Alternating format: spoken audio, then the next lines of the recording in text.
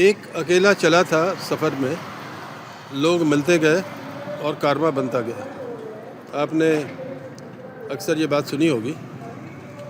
आज हमारे साथ उपस्थित हैं मनोज अग्रवाल जी।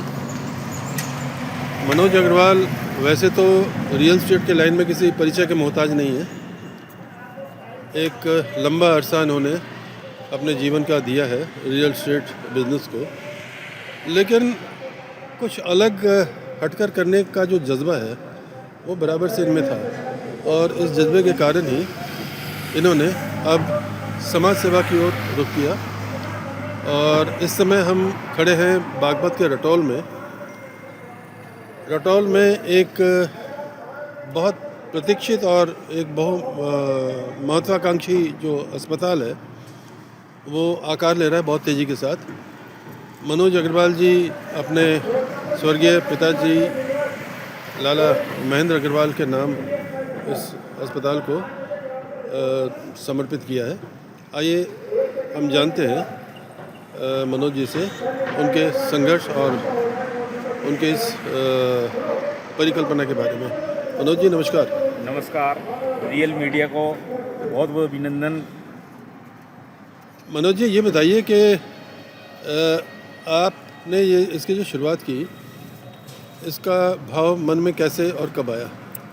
जैसा कि मैंने आपको पहले इंटरव्यू में बताया कि हम इसी गांव रटौल से रहने वाले हैं, यहीं से हमारा जन्म हुआ और हम 92 में इस गांव से रोज़गार की तलाश में दिल्ली गए और वहाँ पे हमने कारोबार किया। पहले प्लाईवुड का काम किया, उसके बाद रियल इस्टेट में किया जी। उसके बाद हमने रियल इस्टेट को लगभग 25 से 30 साल हमें काम करते रियल इस्टेट का हो गया है। जैसे कि आपको जानकारी है कि हमारा गांव रटौल है और यहाँ का गरीब क्षेत्र है, पिछड़ा हुआ क्षेत्र है। हमारे इस क्षेत्र में जैसे हम लोग आते थे तो लोगों की इच्छा ये रहती थी कि लाला जी यहाँ गाँव में कोई ऐसी चीज़ की जाए जिससे कि क्षेत्र का उद्धार हो। अपनी भी बचपन से एक बड़ी महत्वाकांक्षा थी कि अगर भगवान ने हमें किसी लायक किया तो हम इस क्षेत्र में इस गांव के विकास में योगदान करेंगे। लगभग कितनी आबादी होगी यहाँ की? यहाँ लगभग 30 से 35 हज़ार की आबादी है। पहले हमारा ग्राम पंचायत था, अब नगर पंचायत हो गया है। अच्छा। और इसी योजना में हमारा नगर पंचायत हुआ है जी। इसी सिलसिले में हमने यहाँ की क्षेत्र की जनता को देखते हुए, और हमारा जो क्षेत्र है बागपत डिस्ट्रिक्ट में लगता है, तहसील हमारी खेखड़ा है। इस पूरी तहसील में क्या जिला बागपत में भी इतनी बड़ी कोई मेडिकल फैसिलिटी नहीं है जी।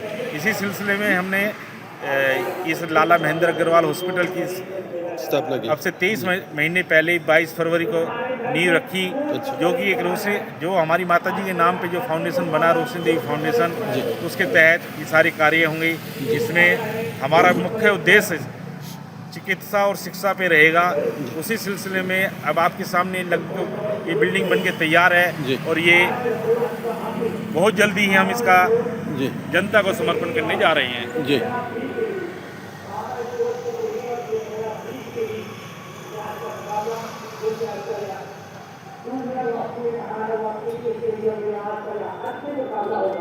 इस हॉस्पिटल का लगभग 90% काम पूरा हो चुका है और उम्मीद है कि हम फरवरी में इसको काफ़ी काम कर लेंगे और अप्रैल में इसका इनॉग्रेशन करने की संभावना है। बहुत बढ़िया, बहुत बढ़िया, हमारी शुभकामनाएं।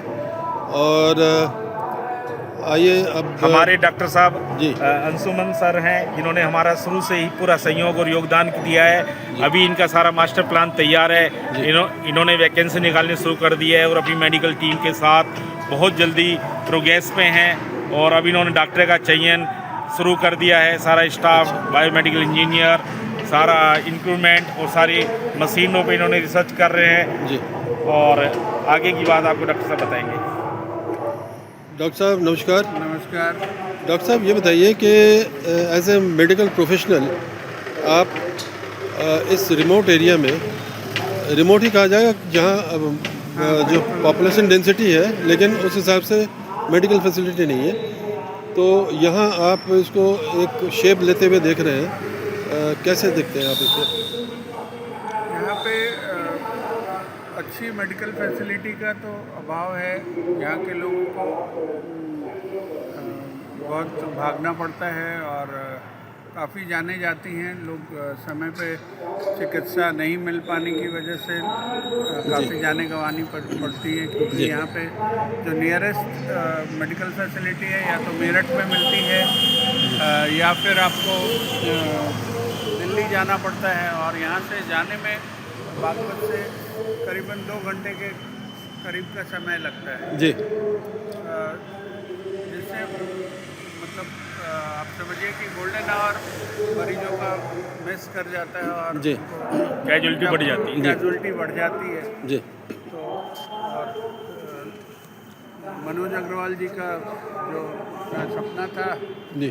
तो ये काफ़ी बड़ा है, और अस्पताल 400 बिस्तरों वाला अस्पताल है, जी। और इसके साथ नर्सिंग कॉलेज है, पैरामेडिकल इंस्टीट्यूट है, जी। और दूसरे फेज़ में हम इसमें मेडिकल कॉलेज भी अटैच करने जा रहे हैं। बहुत बढ़िया। तो तो मुझे ये बताइए कि हमारे दर्शक ये ज़रूर जानना चाहेंगे, ख़ासकर इस इलाके के जो दर्शक हैं वो ज़रूर जानना चाहेंगे कि जिन कारणों से उनको दिल्ली या गाज़ियाबाद या मेरठ या किसी और शहर में जाना होता था मरीजों को लेकर के, जबकि मरीजों को ले जाना बड़ा ही जैसा कि आपने बताया कि टाइम फैक्टर होता था, और मरीज की हालत भी ऐसी नहीं होती थी, क्रिटिकल जो खासकर मरीज हैं उनके लिए। तो अब आप इसको किस तरह से देख रहे हैं कि साहब आप एग्जैक्टली कितने दिनों में एटलीस्ट ओपीडी की सुविधा मुहैया कर पाए बैंक? आप काम देख रहे हैं, काम बहुत तेज़ी से चल रहा है, और इस मतलब जनवरी अंत हो गया, फेब के अंत तक हमारा ऑलमोस्ट सिविल वर्क और कंस्ट्रक्शन और फर्निशिंग फिनिशिंग का काम करीब करीब पूरा हो जाएगा। अच्छा। मार्च अप्रैल में हम रिक्रूटमेंट हमने शुरू कर दिया है, तो वो मतलब टेंटेटिवली ये मान लिया जाए कि अप्रैल में आपके पास अप्रैल में हम ओपीडी शुरू कर देंगे, इमरजेंसी शुरू कर देंगे, और फैसिलिटी धीरे धीरे 1 महीने के अंदर हम सारी फैसिलिटी स्टार्ट कर पाएंगे। सर, क्रिटिकल मरीजों के लिए मैं ज़रूर जानना चाहूँगा कि क्रिटिकल मरीजों के लिए खासकर यहाँ के ग्रामीण क्षेत्र के जो सीनियर सिटीजन हैं, जो बुजुर्गवार हैं, और जो न्यूली बॉर्न जो इन्फेंट्स हैं, उनके लिए आप क्या करने जा रहे हैं? देखिए, हमारे यहाँ क्रिटिकल केयर में करीबन 50 से ज़्यादा बेड्स हैं।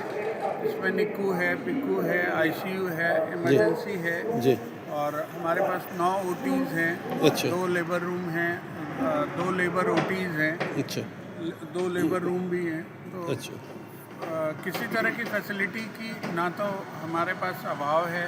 हमने यहाँ पे कैथ लैब की भी शुरुआत करनी है, अप्रैल में वो भी शुरुआत हो जाएगी। जी। आप फैसिलिटी वाइज देखेंगे तो बागपत में ये सारी मेडिकल सुविधाओं से लैस अस्पताल होगा।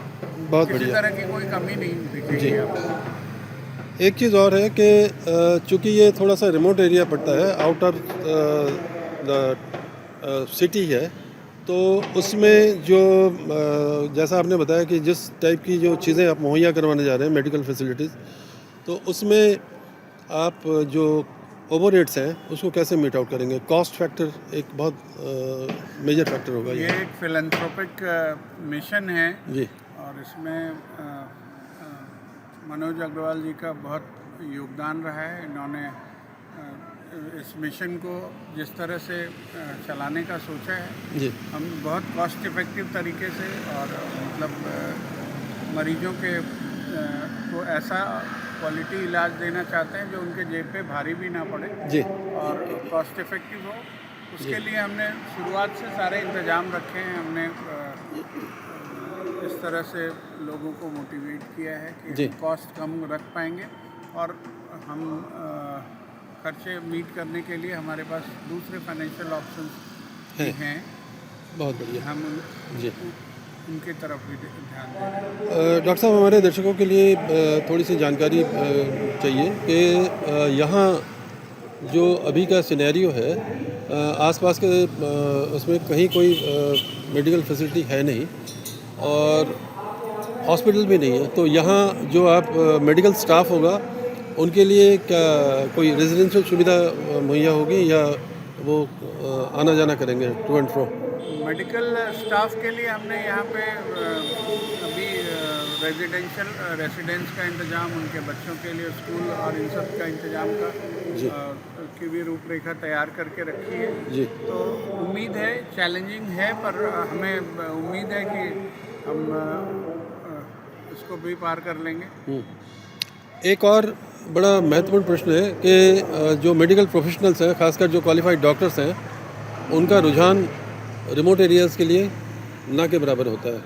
तो ऐसे में हाउ टू अट्रैक्ट देम, किस तरह से यहाँ उनको खींच के लाएंगे? वही बताया कि लोगों का रुझान शहरों की तरफ होता है, क्योंकि वहाँ पे उनके बच्चों के पढ़ाई के लिए सुविधा होती है और रहने और इन सब की सुविधाएं मिल जाती हैं। जी। तो वो सब सुविधा अगर हम इस क्षेत्र में मुहैया कराएंगे तो हमें पूरा विश्वास है कि लोग आएंगे, क्योंकि यहाँ पे मरीज हैं, उनको सीखने के लिए जी। और काम करने के लिए उनको बहुत अच्छा मौका मिलेगा, तो लोग आना पसंद करेंगे। बाकी सुविधाएं हम देने की कोशिश करेंगे किसी शहर के बराबर। जी उनको यहाँ रहने में कोई दिक्कत नहीं आएगी। जी ये मैं आपके माध्यम से उन तक भी ये मैसेज पहुंचाना चाहता हूँ। जी। अच्छा, मनोज भाई ने जैसा बताया कि टू स्टार्ट विथ लगभग 380 बेड का यह हॉस्पिटल होगा, तो इसको फेज़ 2 में किस तरह से और बढ़ाना चाहेंगे आप?